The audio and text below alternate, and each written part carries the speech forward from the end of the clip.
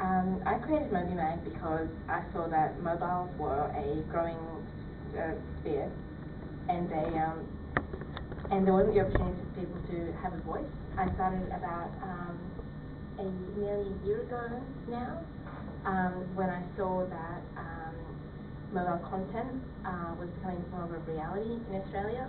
It's obviously for a while we've been able to access web content on mobile phones, but it was really just that people commonly had handsets that were available for mobile content, and also the web was cheaper. So,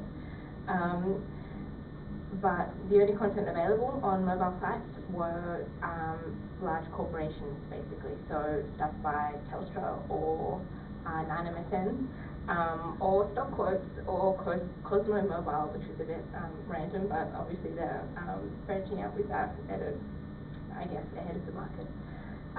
So it seems to me that mobile devices are the perfect way to distribute short fiction, and it surprised me that no one had considered it earlier, basically, as a means of a creative space. So people who have mobiles, they use it for entertainment, but people also want something a bit more interesting than matching horoscopes, I think. So not only is the use of mobile devices exploding for web browsing, not only in the US, but in Australia slowly, despite it still being expensive, but it's still growing.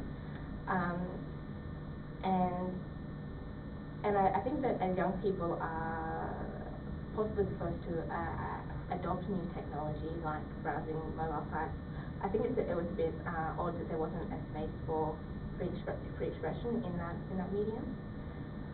So I thought it was really important to have a space of independent media on a medium started by a mainstream corporation, and it was important for a space for people to either create stuff or if they want to enhance their journalistic portfolio. I think it's an area that basically hasn't really been explored to its full potential yet, or it will be soon, but I just So yeah, an independent space to publish work doesn't exist anywhere else on mobile devices, and for audiences there isn't anywhere for people to access independent content either. So just people writing short fiction or articles in the independent sphere on a mobile phone does not exist anywhere else as far as I'm aware in Australia. So in late 2007, when I went to a friend's party and saw an iPhone that had been cracked. It was really exciting. It was the future of the world, and it was it's a little bit mind-blowing, basically, for someone who just had a small phone that didn't do a whole lot. Seeing that the internet could be accessed anywhere at any time, I kind of thought that it's the perfect medium for I guess a space of creativity and exploring and sharing writing and fiction, I guess in a way that hadn't really been explored yet. So I didn't start MobiMag until June 2008 when I launched my first issue. I advertised around uni around Australia for submissions, and I created MobiMag. And then since then I've been creating an issue each month. So I've been editing articles that have been submitted and uploading monthly. So I've created 10 issues so far.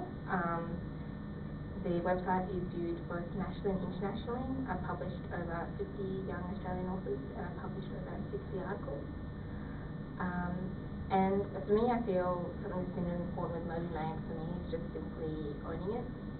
Things online aren't necessarily a real space, and I think it's been important for me to recognise it as something tangible that can actually impact in the real world as well, that can help writers become better writers and a space to express themselves.